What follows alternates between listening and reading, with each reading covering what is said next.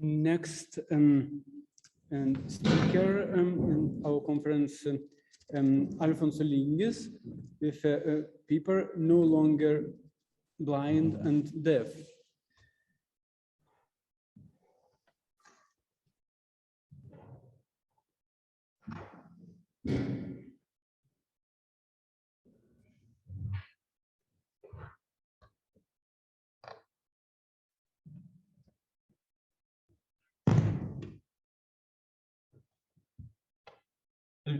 Alfonso, could you please unmute?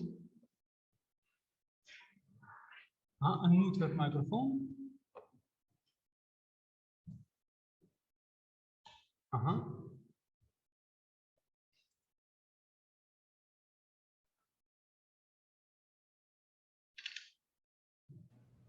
Oh, it works.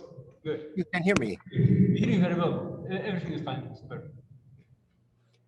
Each culture deals with a limited zone of the earth, a limited quantity of resources, with a limited range of tools, and thus perceives, sees, hears, is sensitive to things differently.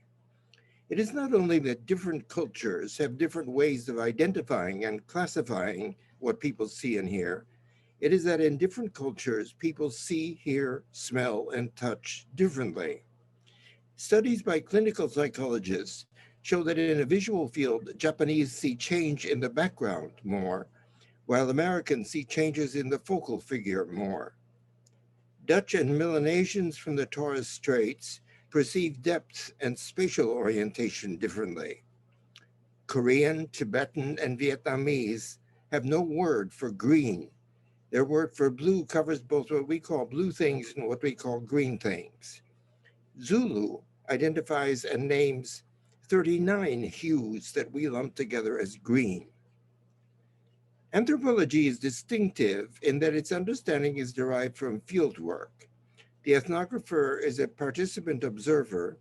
He or she has to learn the language and live in the economy and political system, live in a local house and eat the food of the people he or she observes, has to see, hear, touch the environment as they do. There's no people totally isolated from other peoples, and each culture imports and adopts tools, clothing, cooking, ritual, ethnic, and cosmic concepts from other cultures while adapting them in its own ways. The Papuan people of the highlands of New Guinea were only discovered by the Europeans in the 1930s, but they found that sweet potatoes were the staple food of the Papuans. Sweet potatoes are found wild nowhere in Asia. They are native to the Yucatan Peninsula in Central America and must have reached the New Guinea highlands by small trade exchanges some 200 years ago. Anthropologist Claude Lévi-Strauss, in his 4-volume work Mythologique, showed that myths are repeated, reversed, transposed, combined, renamed in the different peoples of North and South America, such that the mythology of America forms one system in all its permutations. Anthropologists speak of hybrid cultures, when much of one culture is adopted and adapted in another culture. Maya culture and Spanish culture in Central America, Spanish culture and African in the Caribbean, resulting in Santeria and Voodoo. Since the 1940s, it has been widely accepted that culture is not restricted to the human species. New behaviors that appear and that are learned by other members of the species and taught to the next generation are observed in many species. Jane Goodall had recorded 13 forms of tool use and 8 social activities, distinctive of the chimpanzees in Gombe in Tanzania from chimpanzees at other study sites. Japanese macaques learned to wash sweet potatoes. Octopuses learned to unscrew bottle caps. In Sendai, Japan, crows wait at traffic lights and put walnuts in front of cars stopped by a red light.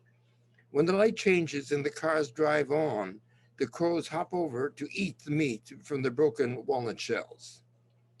Baby birds learn songs from adult birds. Some birds continue to learn new songs from other species all their lives. The American brown thrasher can learn 2,000 songs.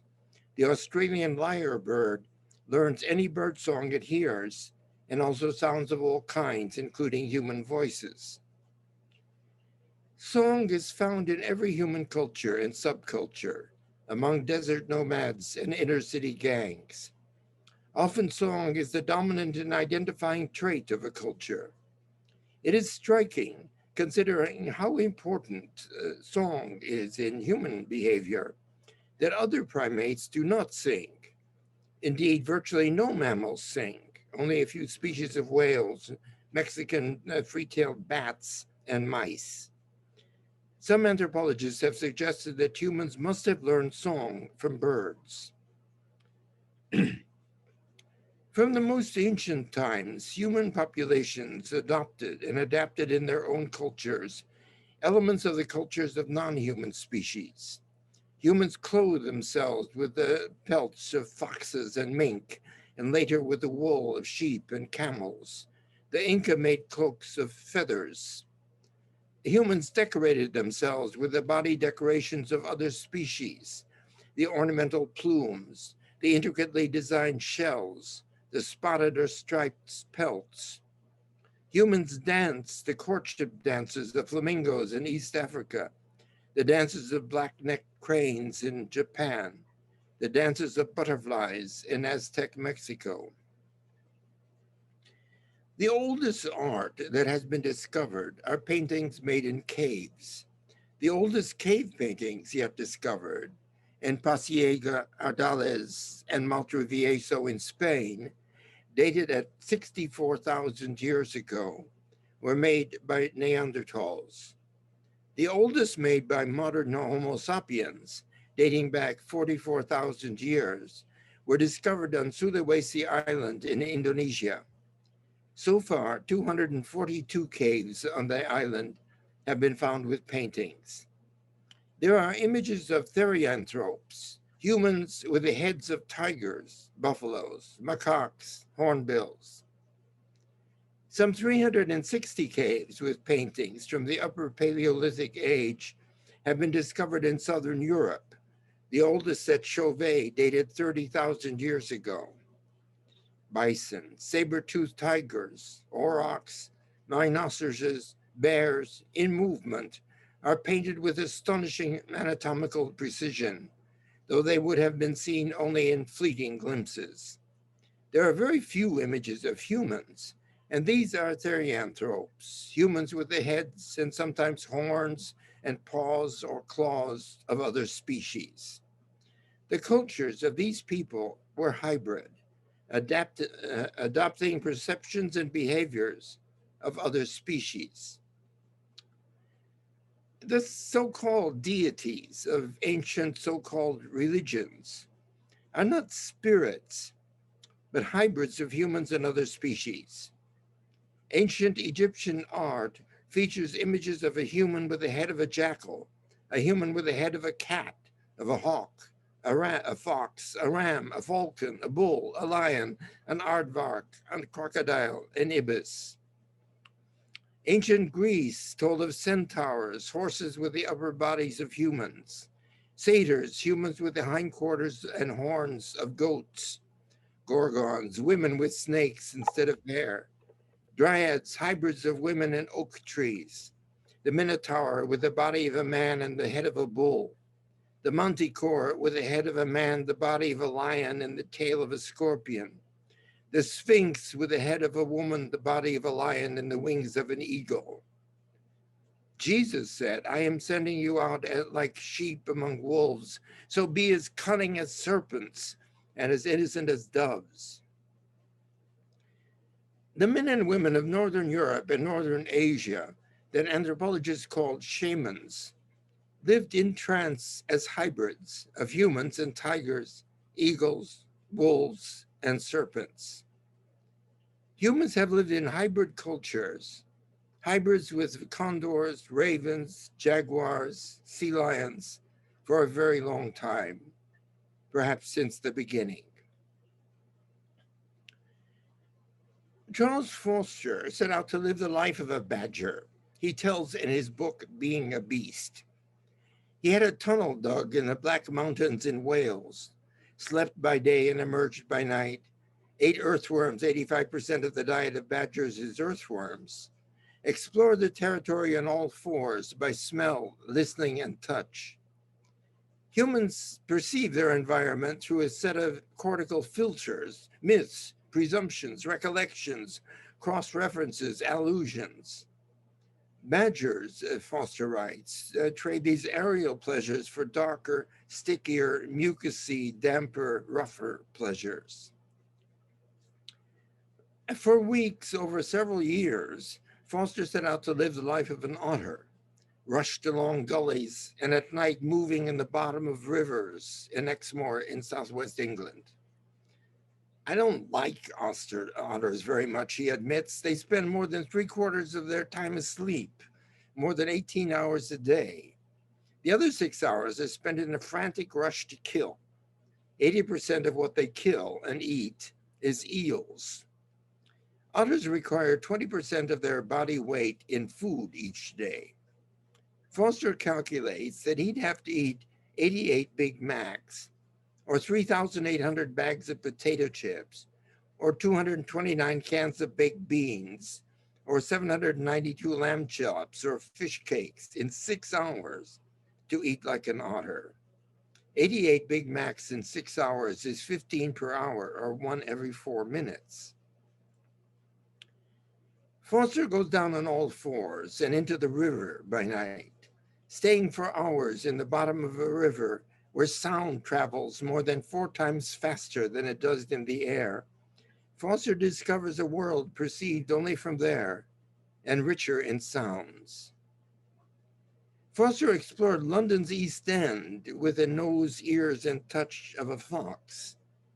He lay on the ground and slept by day and roamed the back alleys by night. He ate discarded scraps from garbage cans. He urinated and defecated on the ground. He realized the East End for foxes was mainly made of smells and sounds. We humans spontaneously visualize what made that sound or that smell.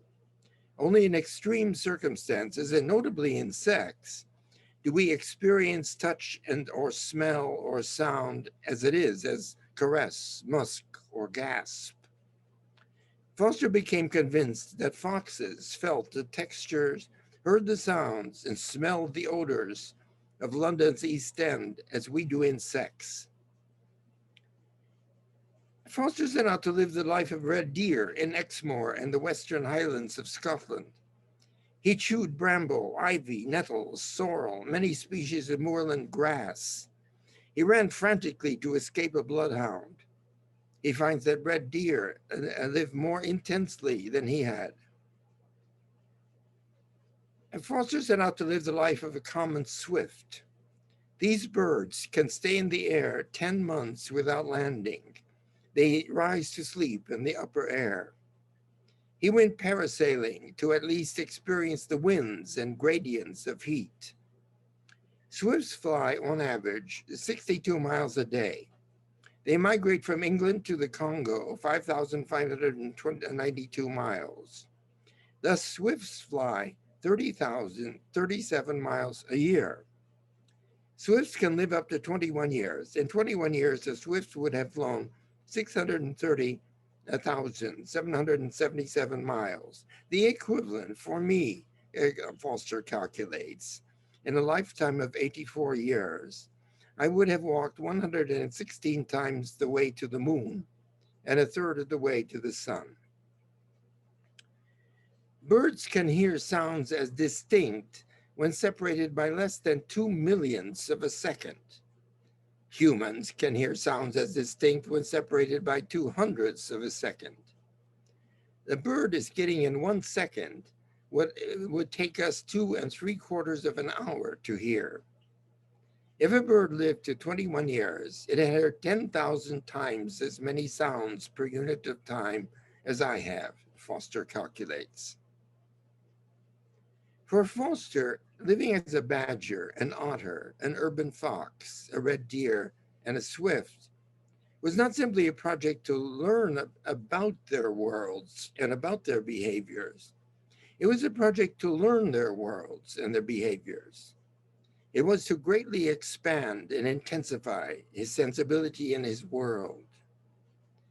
He was no longer blind to the velvet flow of a caterpillar's legs and deaf to the grunt of a crocus as it noses out of the earth.